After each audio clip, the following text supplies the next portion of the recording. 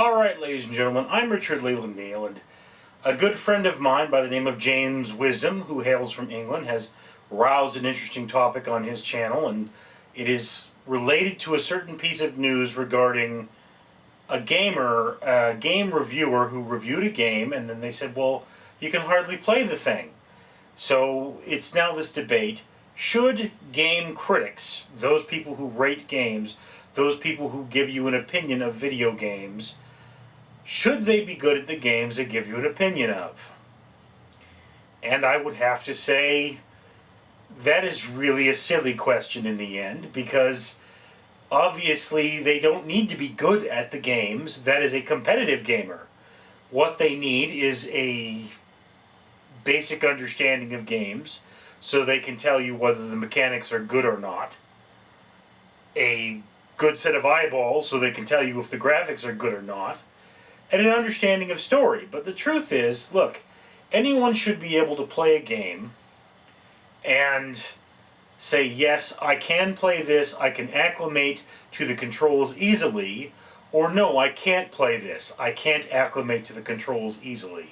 And if you came out with a game control system that was extremely difficult to manage, so that only a few people could play it, and then come around and say, well, if you can't play it, you shouldn't be able to review it, that's silly. Because the playability of a game is part of the review. Some games are easy just based on the fact that they're not very challenging.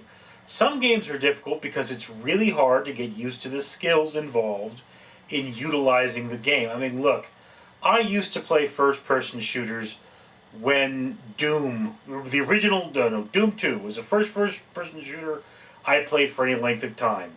I wouldn't even know how to play it today. Frankly, I'd be completely lost. But, you know, I think where those things lose me is where you have to start aiming. I can't aim in video games. So that's the dynamic I don't care for. Now, me, I probably couldn't be a video game reviewer because I don't play a lot of video games, but I do play real-time strategy games. So I can compare real-time strategy games to these other video games. Now, I would say, like anything else, there really should be an official standard for being a reviewer. I don't know where you would get this standard. I don't know if there's an academy of video games.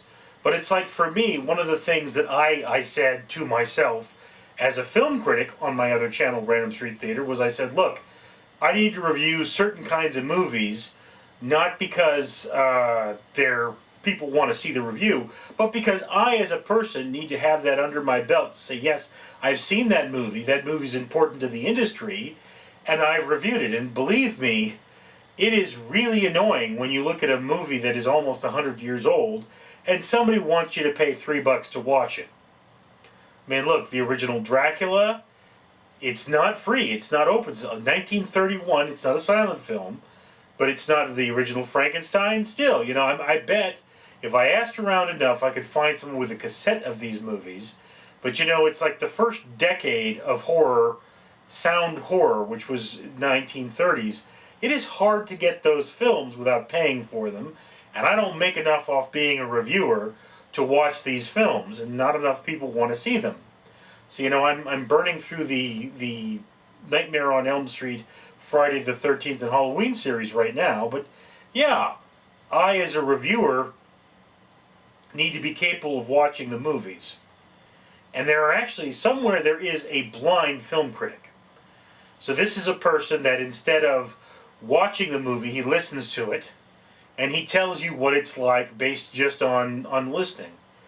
So there's part of that thing, is that, do you need to be good at it? Well, you need to be able to do a certain amount of it. But really, if you're the critic who goes out there, plays any game for half an hour and says, yeah, this is what I think of this game, well, that's fine. Your opinion is just as valid as the next person's. Now, if you want to say that you're a game expert, okay, you're a game expert. Well, that means there's a certain number of games I expect you to have played. I expect you to be familiar with. I would expect a game expert to give me an opinion of every Super Mario Brothers game regardless of how old it is. Because if you don't understand those games, you don't understand the dynamics of games. I would expect every person to review games to know Doom and World of Warcraft and Warcraft, for example, and one of the most famous strategy games of all time, StarCraft or Command and Conquer. I would expect the major titles to be things this guy knows. But the problem with that, of course, is that there are hundreds of titles that come out every year. So it's hard for someone to review them all. But I mean, I would have to say that for a game reviewer, we should probably come up with a list of 100 games, okay? And that guy should have to review each one of those 100 games, and if the game is one that can be finished, finish it. Like Super Mario Brothers, you kind of need to finish the game in order to be a legitimate reviewer, but not necessarily Halo, because it's not that kind of a game. Once you've done Doom and Wolfenstein and all of the classics, then you understand mechanics well enough to play a game for half an hour and say, yeah, this is what I think about it. Now, again, if you asked every reviewer to get through the entire game, and you've got games like Resident Evil, some of those games take like 40 hours to get through. If he's only putting out one review a week, he's a full-time, I play video games all the dang time and I'm sick of them, well, that's nearly impossible. So to sum things up, no. No, you cannot expect game reviewers to be good at every game they review. It's just not realistic. It's not feasible, and quite frankly, it's not all that great of an idea. Anyway, that's my opinion. I'd love to hear yours down in the comments below. While you're down there, why don't you like the video? And if you haven't already, a subscription would be nice. And, hey, do me a favor, go check out James's channel, because you know what? He's a great guy. I've always enjoyed his content, and I think most people will as well. Anyway, see you later. I'm Richard Neal.